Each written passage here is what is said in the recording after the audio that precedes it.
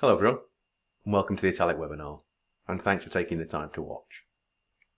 My name is Steve Pilkington, and I'm a security consultant at Italik, and today I'm going to discuss and demonstrate Cisco SecureX. I hope to explain to you how this product could work with the other Cisco security products you may have in your environment, as well as other vendor security products, and how it could help improve your overall security posture. As I said, I'll be giving a quick demonstration of SecureX, and at the end I'll tell you how you could get some free trials of these products, as well as some assistance from Italik, again free, to get you started. But first of all, let's start off with some background. There are challenges that most security operations teams face that can make threat investigation difficult.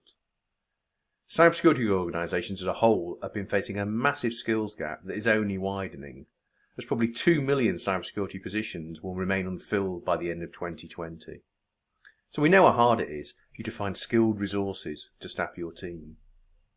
What's more, the multi-console approach with your security solutions isn't doing you any favours, as these products can overwhelm and burden your team with frequent and often redundant alerts. This can lead to more manual effort for an already understaffed team, making it harder to keep pace with the threats and the issues that are constantly evolving. And finally, studies have shown that most SOCs are only able to really deal with a handful of issues and investigations per day. Together, these factors contribute to gaps in your security, higher operational costs, and overall, a less efficient team. The ever-expanding enterprise attack surface, due to the increased network complexity and the evolution of attacks, has led to an erosion of the network perimeter. The traditional perimeter-based defences are just not good enough to protect the modern digital business. Today, businesses are prone to breach more than ever. Resource-strapped security teams struggle to stay on top of today's evasive and increasingly potent cyber threats. Nearly half of the alerts an organisation receives daily probably go uninvestigated. You need complete, real-time visibility into who is connecting to your network and what they are doing. Minimising the impact of the breach is largely a function of reducing the time to detection. Without visibility, breaches go undetected for months until the organisation's critical data is likely compromised. There are 3 questions that you can ask to determine your breach response readiness. Do you know if your network has already been breached? Can you easily determine the cause of the breach? And can you contain the potential impact and the effects of the breach? Remember, time is the critical factor here. Your tools and technology should be working for you, not the other way around. Your tools and technology should be automated as much as possible to free up your resources' valuable time. Alerts should be smart and prescriptive to empower your team to make decisive actions against any bad actors, rather than generating noise for your team to sift through. And above all, your security products should talk to each other, consolidating processes, eliminating redundancies, allowing for more comprehensive protection while saving your team time. Ultimately, your security technologies should empower and free up your resources to focus on what matters most for your company, allowing you to do more with the team you have. But realising this vision requires a new approach and a new toolset that can really make this a reality. SecureX is a cloud-native security integration platform that has evolved from other security technologies. It has already got thousands of active users. SecureX transforms your infrastructure from a series of disjointed solutions into a fully integrated ecosystem because it builds in capabilities across the Cisco portfolio and connects to other third-party tools. It enables intelligence sharing and coordinated response, preventing threats from bypassing and overwhelming your security teams. Now, we know you use other security products other than just Cisco, but SecureX has been designed to be integrated and open to work with every tool, Cisco or otherwise. If you rely on Microsoft to store identity, Splunk to store data, ServiceNow for IT service management, or even direct Cisco competitors, great, connect them into SecureX. Do you know of any other cloud-native platform that can simplify your security experience for IT ops and NetOps in addition to SecOps? SecureX isn't just another technology layer, rather it maximizes the potential of your existing security solutions. You can start small with a single product and grow as your needs dictate.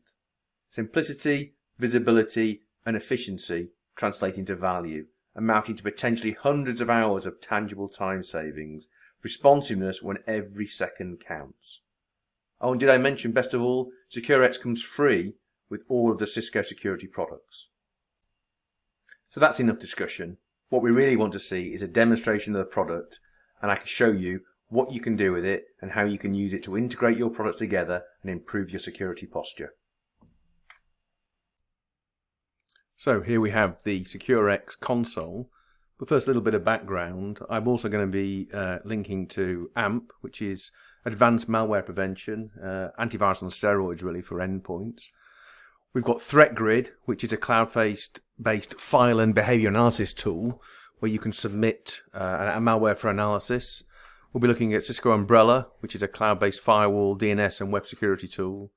We'll be using Threat Response, which is really an automation tool for integrating across Cisco security products. It's really an API aggregator. And finally, we're going to have SecureX itself, which provides a common view and intelligence overlay. Now, this is the first time we've logged into this dashboard, so it's empty. So let's go ahead and create our first dashboard by selecting Add Tiles. Now, we can call the dashboard any name we like to align it with our operations, SecOps, ITOps, or NetOps. In this case, I'm going to call my dashboard NetOps. And I have a list of available technologies to add tiles into our dashboard from. And for this demonstration, I'm going to go through and select a few. So from the email security appliance, I'm going to select incoming threat message summary. From StealthWatch, I'm going to select network visibility. From Umbrella, I'm going to select security blocks by malware category and request summary. And finally, from the web security appliance, I'm going to select HTTPS reports and top URL categories. Finally, I'll click Save and we'll look at the dashboard we've created. And straight away, you can start seeing we've got data in our dashboard populated. We can scroll down and have a look what we've got. Now, each tile is color coded to represent a different technology, so you can see the ones that are linked to the same color. And some of the tiles even have some drill down capability in them to get granular information more quickly. For example, if I look at the umbrella blocks we've got further down, there are 14 blocks here, and if I want to see them in a bit more detail, I can simply click the link and launch directly into Umbrella to get more information. And these drill downs will improve as more integrations are added over time. But let's have a quick look at that.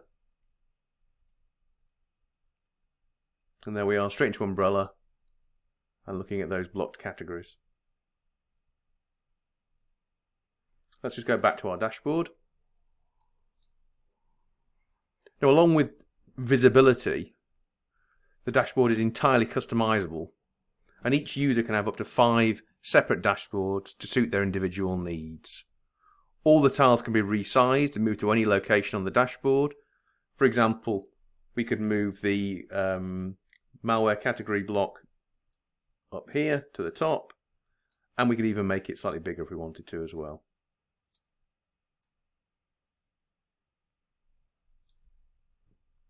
We can adjust the time frames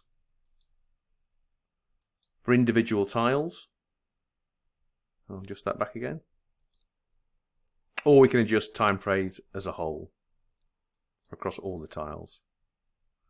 In fact, the dashboard is so customizable, there are over 60 color-coded tiles you can access across 12 different Cisco product families. Now, if we look down the left-hand panel, there's also handy ways to access various other services in terms of AMP for endpoints here. We could get access to a free trial directly from the dashboard. And we can look down all the various tools. So we've got AMP for endpoints, email security appliance, Firepower, Orbital, StealthWatch, ThreatGrid, Umbrella, and web security appliance. And again, more being added. There are also third-party elements in here as well, including Threat Insight, Google Chronicle, Safe Browsing, Have I Been Pawned? You can scroll right down that list and see lots of things we could do. And on the right-hand side, we have a news panel giving you information feeds from Talos, giving you information, latest CVEs you might want to investigate further, and this keeps the user abreast of the latest threat intel in the same place they can get information and metrics from the environment. So that pretty much covers the dashboard. So now let's have a look at the ribbon. So why is there a ribbon and what is it for? Well, it's not really possible to create a single console that could incorporate all of the functionality from each of the individual products.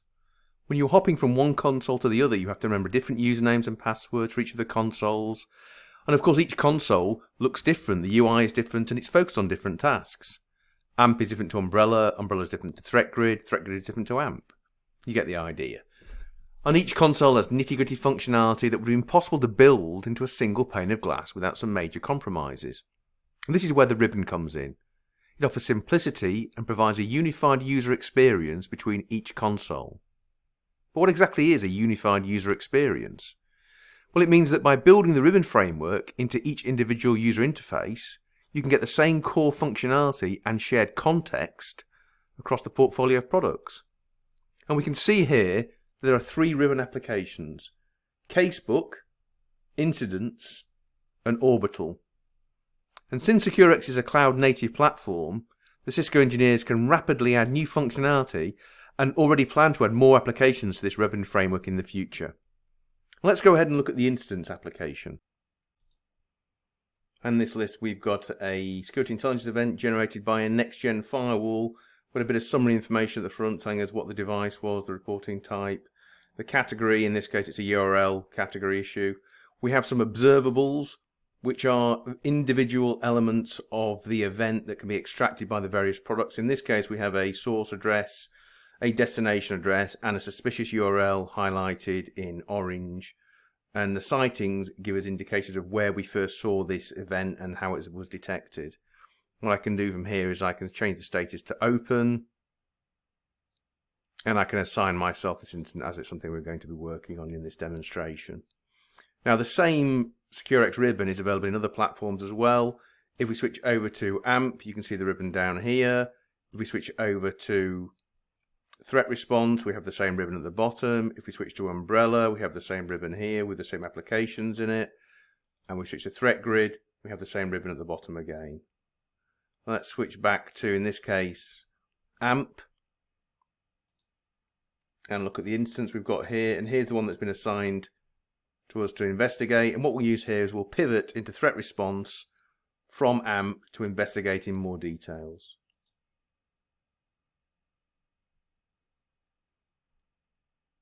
And notice how what we have is a set of observables at the top, the 3 we started with. And now these are being enriched by data that's being gathered from the other applications we can talk to. And you'll see the graph being built below from the observables and the types of data we've got access to. Now, Threat Response is basically an API aggregator. It's going out to the other products and querying them to find more data about the observables in our environment. And once that data has been aggregated from the intelligence sources, as well as any other technology we have deployed in the environment, it's visualized into this relationship graph. Now, we've got 3 targets we can see we've been picked up, starting with our original address and 2 more now. And that's been detected from 6 modules we're talking to, including Umbrella, Firepower, StealthWatch, AMP, and Talos Intelligence. If we zoom in a little, we can see in the middle is our target IP address. Let's select that device. And anything with the blue magnifying glass over it is something that's under investigation. So there are 2 things under investigation at the moment: our target IP address and our suspicious URL. When we select this device in the middle, we can see the relationships that I have with it, showing that various devices are connected to our target. Now, what we're doing here is learning more and more about our target device from information we didn't necessarily know at the beginning from the other products about this. And notice we've got a SHA-256 file hash as well that's been detected. Now, this unknown file hash doesn't have a blue magnifying glass on it, but what we want to do is select it and add it to our investigation. And this will cause a further level of enrichment to take place, and we'll see as this happens, our target count has now increased. We have now got more targets in our environment, and the number of modules we're processing has now increased as well. So if we look down, we'll see we've got more devices being detected as targets, and we're now accessing more modules, including AMP and the email security appliance this time, and the web security appliance are being detected as well. And going back to our relationship graph, we can now see we have a lot more connections, including purple target email icons. If we drag these around slightly, we'll get some more information off these, including message IDs, sender IDs, target email addresses, and other pieces of information. And if we dig into these purple target emails a little more detail, we can see that emails are actually sent to some internal users in our organization. And we've now found a little bit more detail. So let's just have a quick step back. We started with a security intelligence event detected by a Firepower firewall with an unknown disposition IP address and a suspicious URL. And investigating this has revealed an unknown file hash that is connected to the same IP address we're investigating. And this has been seen on a couple of endpoints, and it's shown that email has actually been sent to a couple of our internal users. And that was pretty quick, really. But the question is, what do we do with that information now? How can we respond to this malicious activity seen in our environment? Let's select the target endpoints we've got. And using the integration, we will start isolation of this host by asking SecureX to talk directly to AMP. And that will stop all inbound and outbound network activity from that host to prevent lateral spread of the threat. But let's also block the file on all endpoints. And all we'll do is select the drop down and add that to the custom detections list going forward. And using AMP Unity, that would also block the file from any email security appliances or web security appliances. And our last step is to do some analysis on the URL. So let's select the URL that's under investigation. And here we have the drink food app investigation. And what we'll use, using the orchestration provided by SecureX, we'll submit this URL to ThreatGrid for further analysis. That's now been submitted. So let's go back to SecureX dashboard and look at orchestration in a little bit more detail. And in the menu at the top, we have the orchestration tab. And this takes us to the orchestration user interface, where we already have some created. And this will open up the workflow editor, where we can see some of the examples we've been using. And here we have a list of workflows available. Let's go into the one that we were using, which is submit to ThreatGrid for analysis. This is a very simple workflow that uses an atomic action which submits the URL to ThreatGrid for further analysis, which basically detonates the URL on a pre-built Windows 10 machine in a sandboxing environment. And this allows us to examine the behavioral indicators of the URL and interact with the VM in a live environment to better understand why the URL is suspicious. There's some simple string replacement to make the target URL safe, and then a message is generated in a WebEx team which allow the team to be notified about the submission and give you a link to the results that are stored in ThreatGrid. And that's basically it, very simple. You may notice that some of this is stored in Git, so you can actually generate your own from open source environments. And on the left hand side here, you've got this code, no code environment for building drag drop orchestration events from various products and services all the way down to